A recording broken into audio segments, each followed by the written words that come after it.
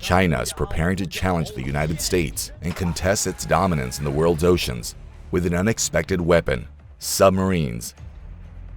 An invisible confrontation is currently unfolding in the depths of the South China Sea. From nuclear-powered ballistic missile submarines capable of wiping out entire cities to attack submarines that can strike giant aircraft carriers with lightning speed, these vessels could pose a real threat. But what exactly is China preparing? What is the response from the US and its allies? And why is this so important to China? This technological battle is coming to the forefront in the seas surrounding Taiwan, where China is currently building what has been called the Second Great Wall of China. It's not a literal physical barrier, but rather a concept for a complex technological system that includes sensors, radars, and submarines. In the future, these are intended to give Beijing control of the region. The Pacific Ocean is now the epicenter of a new arms race. Beijing's silent hunters are becoming deadlier. US submarines are equipped with advanced technology, but the gap is narrowing. For decades, the US Navy's submarine force has maintained world supremacy. In the last decade, China has launched new classes of nuclear and diesel-electric submarines. The submarine fleet is being updated at a staggering pace and is already one of the 3 most powerful in the world. Of course, China's trump card is its nuclear-powered attack submarines. New types such as Type 093 Class Shang-2 and Type 095 Class Sui have appeared. The first type is an improved version of the Type 093. The main changes are aimed at reducing noise, improving hydrodynamics, and possibly even integrating a vertical launch system (VLS) for cruise missiles in the newest models. This makes them more versatile and deadly, allowing them to strike land targets. The second type is the next generation of China's nuclear submarines. While none of them are yet in service, it is expected that these vessels will be significantly quieter than the Type 093 and will be able to compete with their Russian and American counterparts. They are supposedly equipped with advanced weapon and sensor systems, including powerful sonar systems and VLS. In other words, China is simultaneously modernizing existing and well-proven types and creating new ones. The next step in the hierarchy of China's submarine power is nuclear-powered ballistic missile submarines, SSBNS. Here it is much the same. There is a Type 094A Class Jin, which represents a new step in modernization of the previous generation of submarines. And there is a Type 096 Class Tang, a completely new type of vessel in this class. And while the second type is still under development, the 094A is already in service. Both classes are planned to be armed with the new JL-3 ballistic missiles, which have a longer range and can carry more warheads. However, for all their power, nuclear-powered attack submarines and nuclear-powered ballistic missile submarines are rare in China's fleet. Diesel-electric types are a different matter. These submarines make up the absolute majority of Beijing's arsenal. They are divided into 2 types, the Type 039B and the newer Type 039C. They are equipped with an air-independent propulsion AIP system, which allows them to stay underwater longer without needing to surface to recharge their batteries. This makes them extremely difficult to detect in coastal waters. Recent models of the Type 039C have a new streamlined sail, which indicates further improvements in hydrodynamics and noise reduction. Although China has not yet achieved parity with the quietest US Navy submarines, it is actively working on the problem. Innovations include the use of sound-insulating coatings, rubber tiles, and more advanced propellers, as well as the development of technologies like AIP. The main armament consists of torpedoes, cruise missiles, and anti-ship missiles. The YJ-18 family of missiles poses a particular threat. They use a dual-mode system, subsonic for a low observable approach and supersonic for the final attack, which makes them extremely difficult to intercept. Beijing is also highly interested in hypersonic weapons, a new generation of missiles that are at least 5 times faster than the speed of sound. While there's no confirming data on the mass equipment of Chinese submarines with such weapons, there is information that they will be integrated into newer classes, such as the Type 095 in the future. Combined with the ability of nuclear-powered ballistic missile submarines to launch nuclear strikes, China has indeed gained the ability to dominate the South China Sea. Why does China need this? Its economy is entirely focused on international trade, so the destabilization of the main international trade routes in this region could mean a catastrophe for the country. In this context, the US is benefiting Beijing by protecting Chinese merchant ships. What motivates China to challenge Washington here? It's not just about Taiwan. China has several territorial claims based on the historical Nine-Dash Line, which was proclaimed in 1947 based on even older maps. This line encircles about 90% of the entire South China Sea, including islands, reefs, and rich fishing grounds. This refers to international waters, as well as the territorial waters of several states: Vietnam, the Philippines, Malaysia, and Brunei. China is competing with all of them. In addition, China has built and militarized several artificial islands in the South China Sea. Finally, China also lays a claim to several islands and even archipelagos in the region, competing even with Japan. If Beijing can realize these claims, it will gain full control over the economies of several countries and become not just an influential, but the main force in the region. The creation of artificial islands, the buildup of the surface and submarine fleet, the political and economic pressure all contribute to the concept of the Great Underwater Wall. This is the idea of a multi-stage control system over the South China Sea, which Beijing wants to implement to achieve complete dominance in the region and move to a new level in international trade and politics. This system includes passive sonar systems on the seabed, active sonar systems, as well as unmanned underwater vehicles, UUVs, and unmanned surface vehicles, USVs. The purpose of the system is to use a network of fiber optic cables connecting the sensors, which allows them to track marine objects and transmit data to coastal stations. While this project is far from complete, some of its elements are already operational. How can the US respond to maintain its leadership in the region? Submarines will likely be the key to this question, and the US still leads in key technologies. In particular, their trump card is stealth. This is the most important factor in submarine warfare. The winner is the one who cannot be detected. The nuclear-powered attack submarines, SSNs, of the Virginia class and, especially, the Seawolf class, are considered the quietest in the world. They achieve this through several key advancements. First, the low noise level is provided by the natural circulation of the reactor's coolant. At low speeds, pumps are not used, which eliminates a major source of noise. Anechoic tiles also play a significant role in noise reduction. Special rubber tiles on the hull absorb enemy sonar sound waves. There are also certain design tricks. In particular, all noisy mechanisms, pumps, turbines, are installed on special platforms, isolated from the hull, which reduces the transmission of vibrations into the water. Finally, instead of a traditional propeller, a special pump jet propulsor is used, which significantly reduces cavitation noise at high speeds.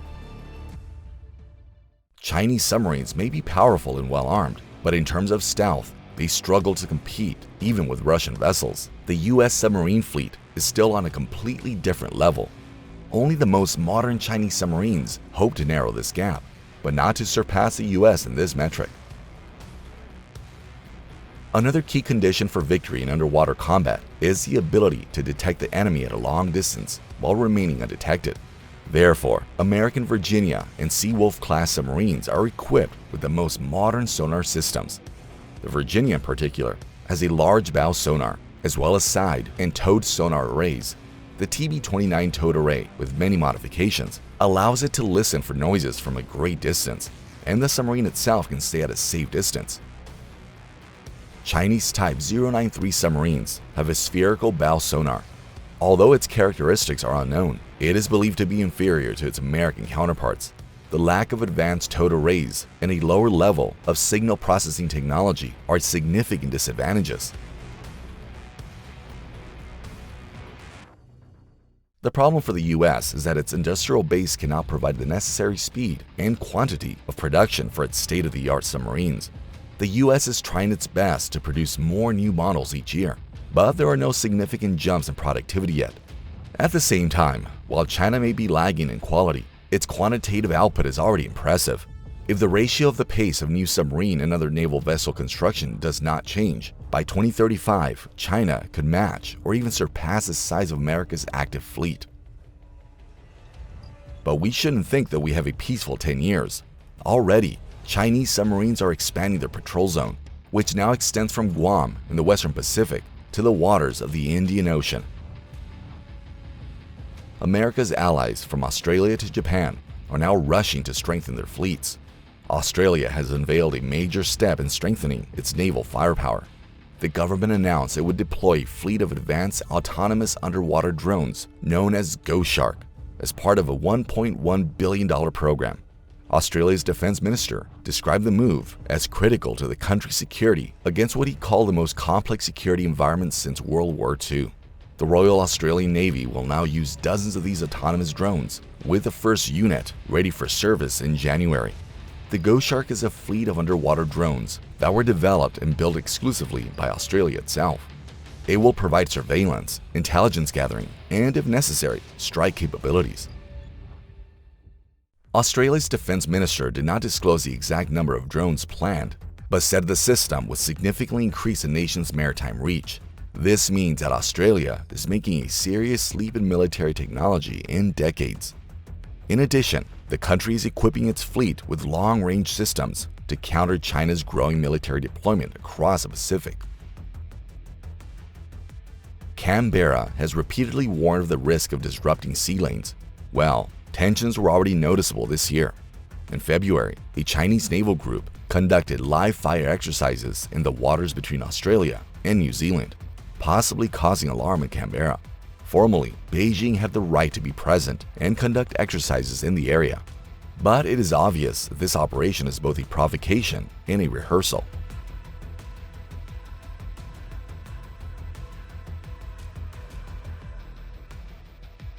Australia got the hint, as the Ghost Shark program is also running parallel to other strategic modernizations.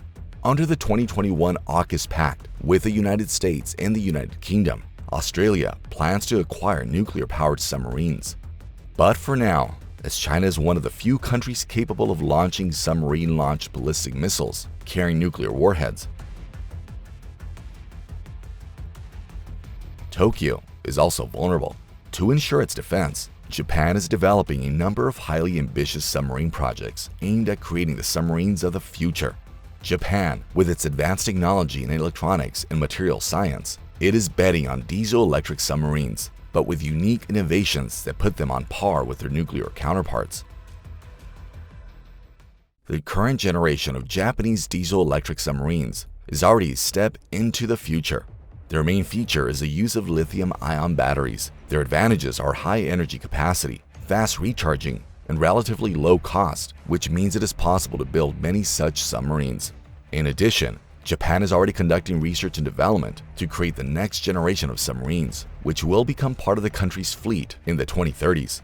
The project has been tentatively designated as 29SS. It is expected that they will have pump jet propulsors, like the American Virginia, which will be discussed in more detail a little later, which will reduce noise at high speeds. In addition, these submarines will have integrated vertical launch systems.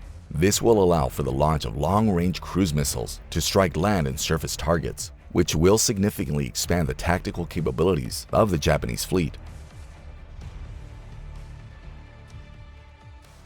However, with all these advantages, Australia and Japan quantitatively lag behind China in productivity. While they can still ensure their own defense, maintaining stability in the region is a more significant task. This is why the US is going to maintain its advantage in submarine warfare in several ways.